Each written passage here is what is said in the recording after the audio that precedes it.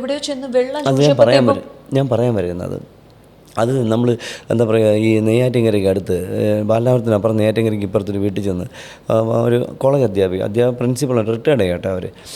അത് കുറച്ച് നാളായി. അപ്പോൾ ഞാനൊരു വലിയ മതിലൊക്കെ പിടിച്ച് പാമ്പിനെ പിടിച്ച് കഴിഞ്ഞിട്ട് അതെനിക്ക് വിഷമമായിട്ട് തോന്നിയിട്ടില്ല. ചില സമയത്ത് നമ്മളിങ്ങനെ ആലോചിക്കുമ്പോൾ നമുക്ക് മാനസികമായിട്ട് വിഷമം, ആൾക്കാരിങ്ങനെ ചിലപ്പോൾ തോന്നും. അപ്പോൾ ഞാൻ ഇങ്ങനെ മതിലൊക്കെ പിടിച്ച് ക്ഷീണിച്ച് ഒരു 3 മണിക്കൂർ എടുത്തു. അപ്പോൾ ഞാൻ സാറിന് ഒരു വീട്ടിലും പോയി ഞാൻ വെള്ളം, ഇപ്പോൾ ഞാൻ എൻ്റെ ബാഗിനകത്ത് ഞാൻ ഒരു ഗ്ലാസ് ഇട്ടിട്ടുണ്ട്. ഞാൻ പരമാവധി പറ്റുമെങ്കിൽ ആ ഗ്ലാസ്സിലാണ് എല്ലായിടത്തും വെള്ളം വാങ്ങി കുടിക്കാൻ ശ്രമിക്കുന്നത്. അപ്പോൾ അവർ വെള്ളം ചോദിച്ചപ്പോൾ അവർ നമുക്ക് കുടിക്കാനാണെന്ന് പറഞ്ഞു. അപ്പോൾ അവർ പോയി വെളിയിൽ കൂടെ പോകുന്നുണ്ട്. അപ്പോൾ ഞാൻ വിചാരിച്ച് കിച്ചണിൽ കൂടെ പറയിൽ കൂടെ കൊണ്ട്, അപ്പോൾ അവർ ഔട്ടിൽ പുറത്തുള്ള ബാത്റൂമിൻ്റെ അവിടെ ഒരു മഗ് ഉണ്ടായിരുന്നു. അപ്പോൾ അവിടുത്തെ ജോലിക്കാരനെ നോക്കിക്കൊണ്ടിരിക്കുകയായിരുന്നു.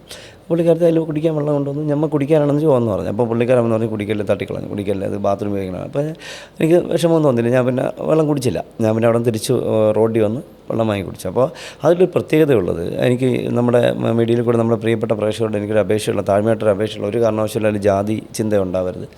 അത് ഒരിക്കലും ഒരു അമ്പലവാസിയോ അല്ലെങ്കിൽ പൂജാരിയോ നായർ സമുദായപ്പെട്ട ഒരാളോ അല്ല. എനിക്ക് ഈ പറഞ്ഞ ഒരു മീഡിയ പറഞ്ഞപ്പോൾ ഒരുപാട് മോശം കമൻസ് ഉണ്ടായിരുന്നു.